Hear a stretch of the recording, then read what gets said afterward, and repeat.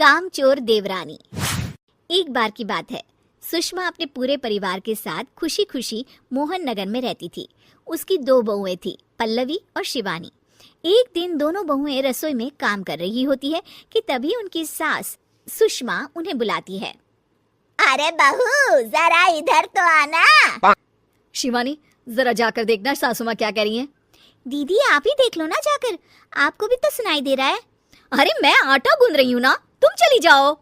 हाँ तो मैं भी तो सब्जी काट रही हूँ ना दीदी। अरे बहू, जल्दी आओ। ओह, ये तो जाएगी नहीं, मैं ही जाकर देखती हूँ कि क्या करना है। पल्लवी सुषमा के कमरे में जाती है। जी मम्मी जी, क्या हुआ? शाम को घर पर कुछ मेहमान आने वाले हैं, तो तुम अच्छा सा खाना बना लेना बहू। ठीक है मम्मी जी, आप बता दीजिए क्या क्या बनाना है और कितने लोग आ रहे हैं। सुनील की मौसी जी और उनका पूरा परिवार आ रहा है। कुल मिलाकर 3 लोग और हमें मिलाकर हुए 9 लोग। तो अभी से ही तैयारी करना शुरू कर दो। और हाँ, घर की सफाई भी कर देना, हाँ, अच्छे से। जी मम्मी जी, सब काम हो जाएगा, आप चिंता मत कीजिए। पल्लवी शिवानी को घर में मेहमान आने वाले हैं इसके बारे में बताती है। क्या 9 लोगों का खाना बनाना होगा, घर की सफाई करनी है? बाप रे, सासू माँ ने तो हमें घर की नौकरानी ही समझ कर रखा है। ऐसा नहीं बोलते शिवानी, हम इस घर की बहू हैं और घर के काम करना हमारा फर्ज है। दीदी तो है ही सासू माँ की चमची, जब देखो सासू माँ सासू माँ। मैं तो इतना सारा काम नहीं करने वाली। शिवानी कपड़े लेकर गमला साफ कर रही होती है और चक्कर आने का नाटक करने लगती है। मेरा सर चकरा रहा है। तभी वहाँ पल्लवी और सासू माँ जाते हैं। अरे बहू, क्या हो गया तुम्हें? मम्मी जी, बहुत तेज सर में दर्द हो रहा है। तुम एक काम करो शिवानी, आराम कर लो। नहीं नहीं दीदी, घर में मेहमान आने वाले हैं, मुझे आपकी मदद करनी चाहिए। अरे कोई बात नहीं शिवानी, तुम आराम कर लो, मैं सब काम कर लूंगी। ठीक है दीदी, अगर आप इतना कह रही हैं तो आराम कर लेती हूँ। शिवानी आराम से अपने कमरे में मैगजीन पढ़ रही होती है। इसे कहते हैं आराम की जिंदगी।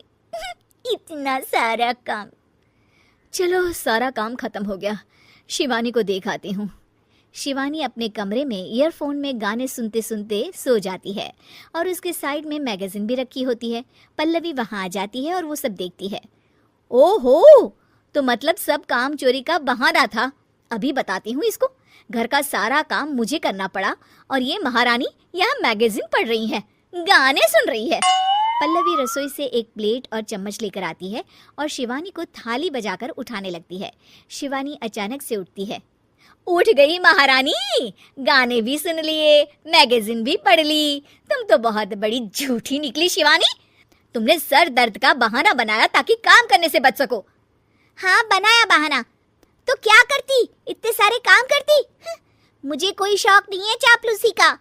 क्या चापलूसी? तुम्हें लगता है कि मैं सारे काम चापलूसी के लिए कर रही हूँ? और नहीं तो क्या। तभी वहाँ सासू माँ आ जाती हैं। अरे बहू, वो लोग बस आने ही वाले हैं, तुम तैयारियां कर लो। जी सासू माँ, तुझे तो मैं बाद में देखती हूँ। सब खाना खाने बैठते हैं और खाना शुरू करते हैं। तभी सुनील की मौसी बोलती है। वाह भाई वाह, खाना तो बहुत ही अच्छा बना है सुषमा जी, एक एक चीज में क्या स्वाद है। ये सुनकर शिवानी मुंह बना लेती है। उसे अपनी जेठानी की इतनी तारीफ रास नहीं आती। आपकी बहुएं तो बहुत ही अच्छा खाना बनाती है। हाँ, बनाती तो दोनों ही अच्छा है, पर आज ना ये सारा खाना बड़ी बहू ने बनाया है। छोटी बहू की तबीयत ठीक नहीं थी, सो इसलिए। मानना पड़ेगा सुषमा जी, आपकी बड़ी बहू तो बहुत ही गुणवान है। पल्लवी की तारीफ सुनकर शिवानी को जलन होती है।